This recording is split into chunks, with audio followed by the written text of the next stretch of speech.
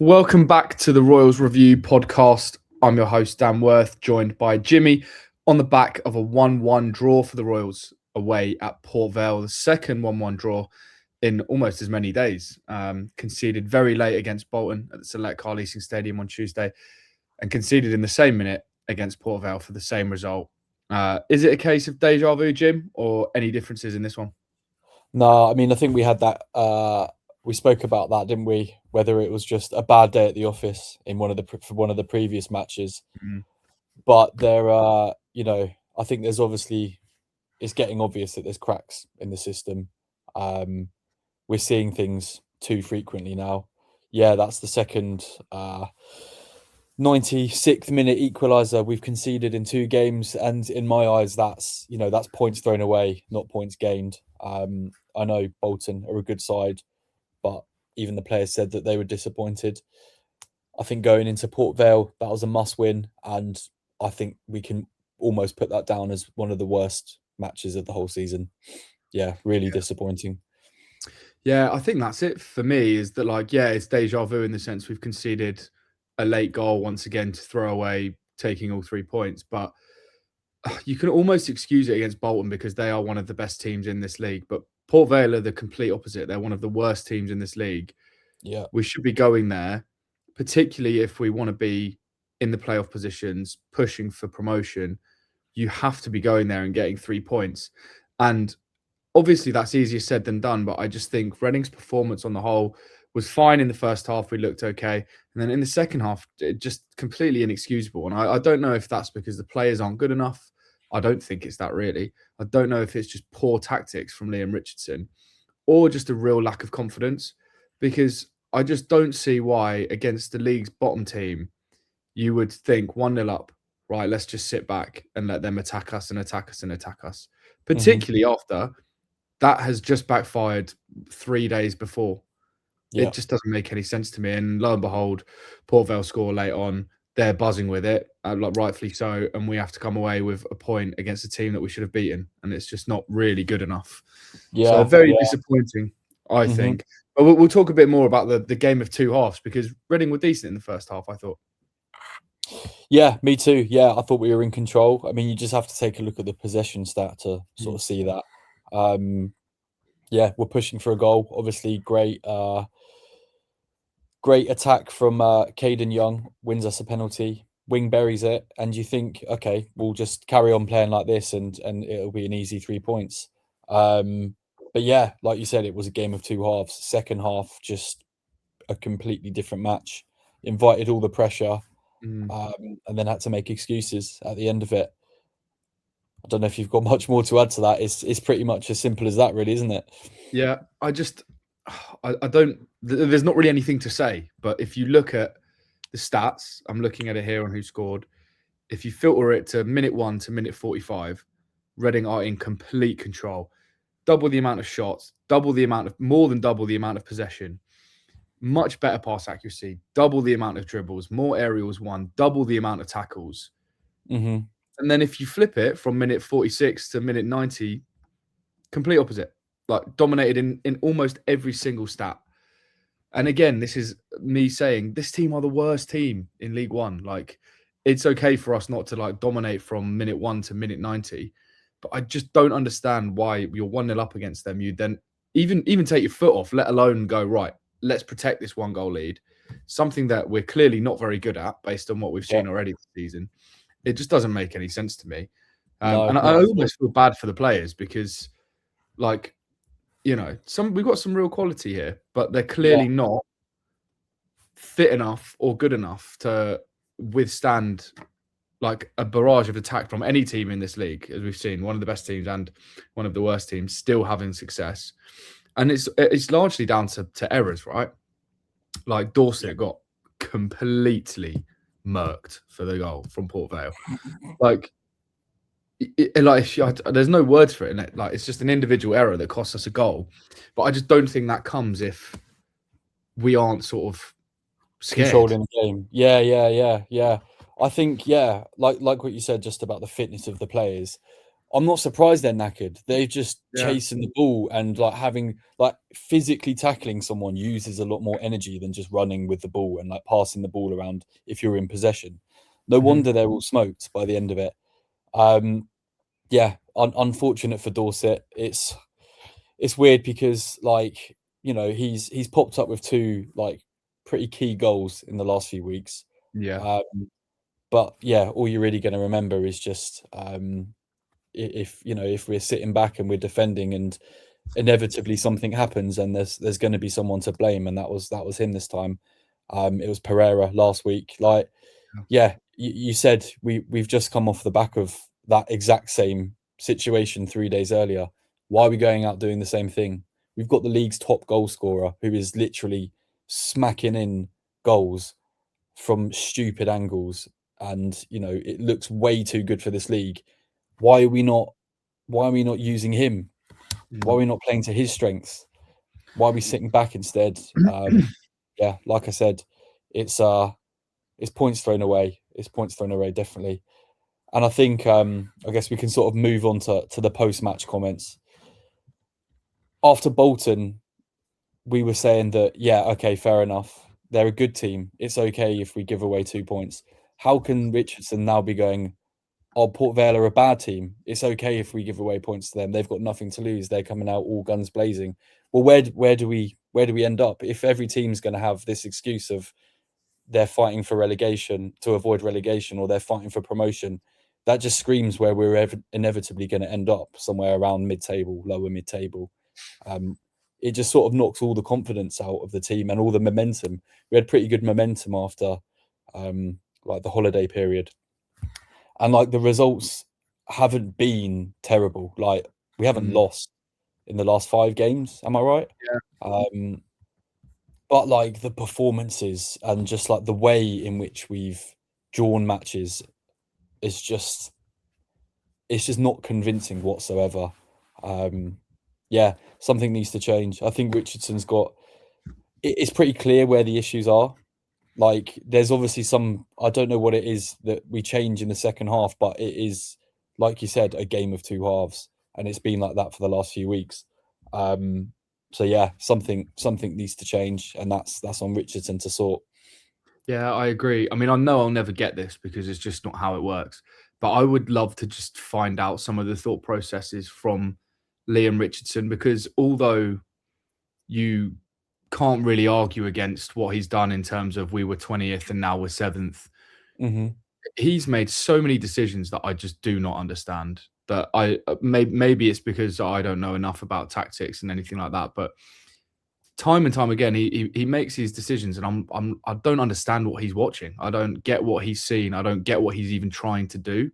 Yeah. And I just like I question those decisions. I guess if what I'm trying to say is if he could tell us why he was making those decisions, maybe we would understand. Maybe, you know, players Hmm. aren't good enough, or you know, they're injured or whatever. But yeah, time after time, I'm like, I just don't understand what you're trying to achieve here.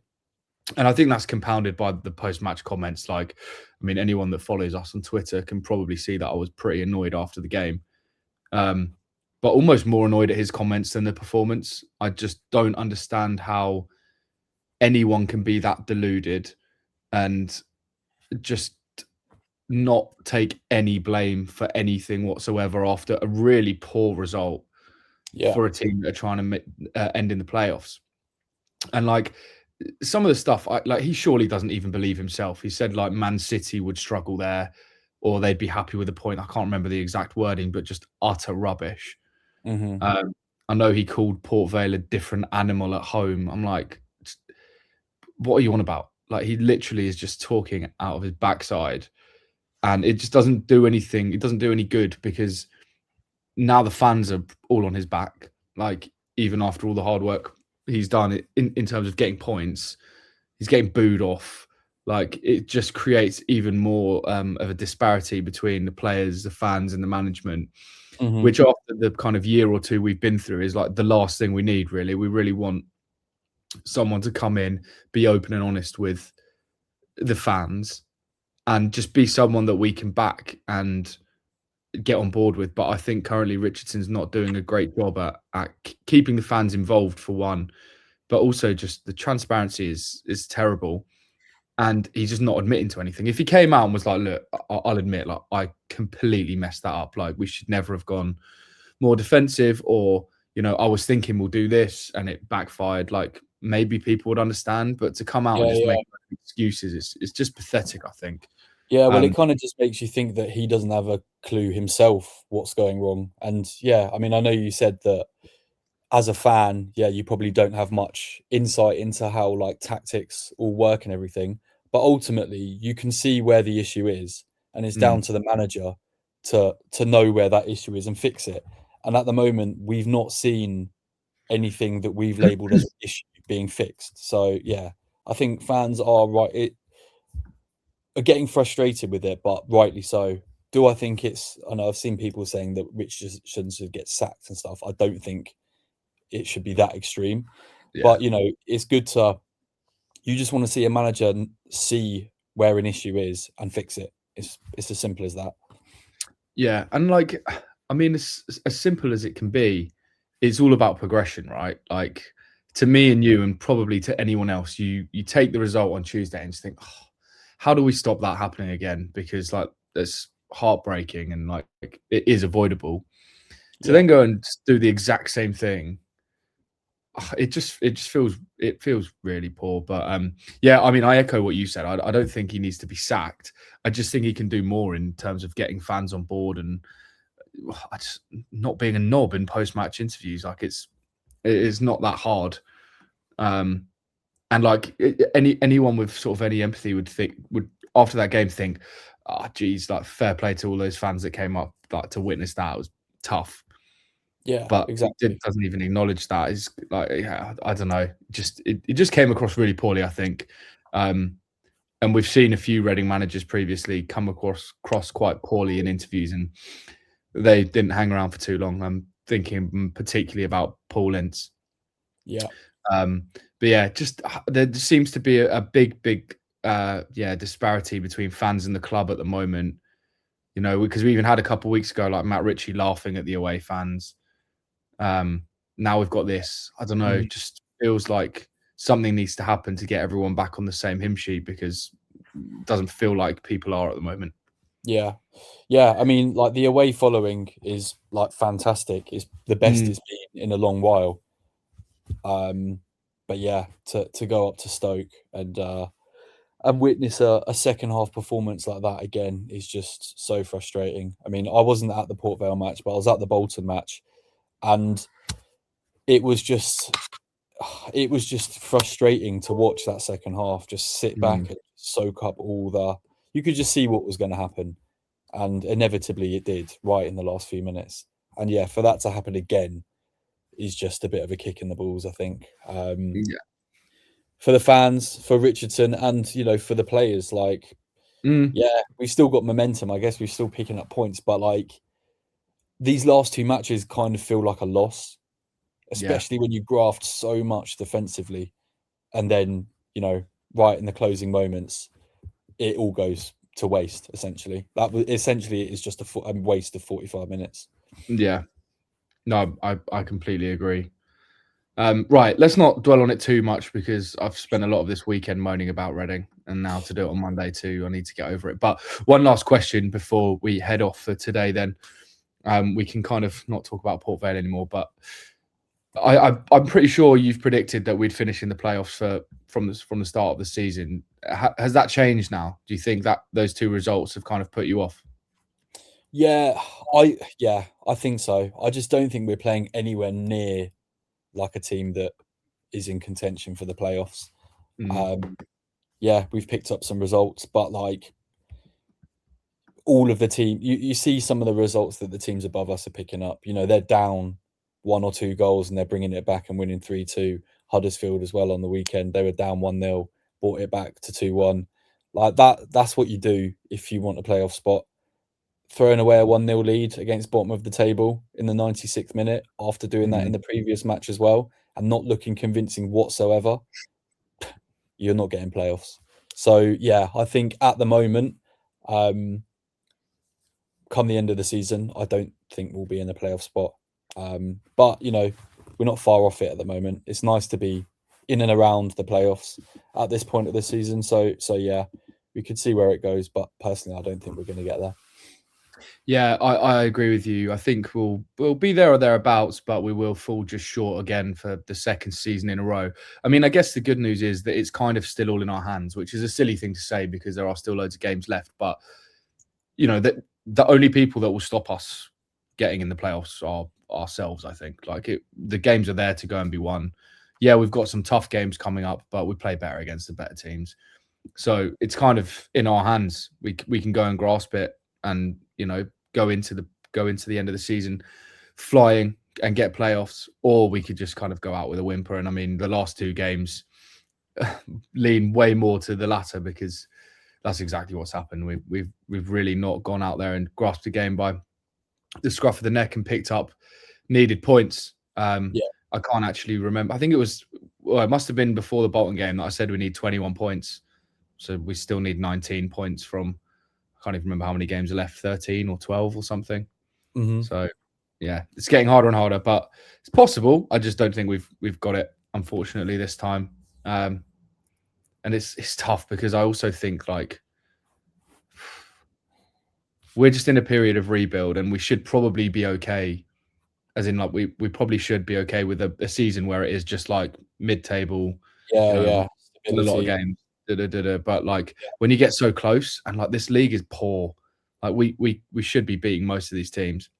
Yeah. Mm-hmm. And then fall short, it's kind of feels like a wasted opportunity. But I mean, like, yeah, I watched some other games across the weekend and even the championship games recently, and I just think if we were to get promoted, we would get our pants pulled down. We would be nowhere near good enough. So maybe it's not a bad championship. Yeah. Yeah. Oh yeah. They'd yeah. It would probably be a complete rebuild, I imagine. Yeah. But I mean, that's the same for most teams, really, that go up. Look at Chelsea, essentially completely rebuilt. Birmingham were obviously always going to do that. I don't know. I guess I won't speak about any of the others, but yeah, it would be a massive challenge with this current squad. But yeah, I don't think we're anywhere near that anyway, so we don't have to think about that. Yeah, I agree. Maybe we'll be thinking about that in a couple of months' time, but we can park that one. Right. Thanks for joining me, Jim. Another depressing one after a poor performance, but hopefully we'll be back after the Bradford game with a bit more of good news and maybe some positivity. But thanks very much for listening, and we'll catch you after that game. Cheers, guys.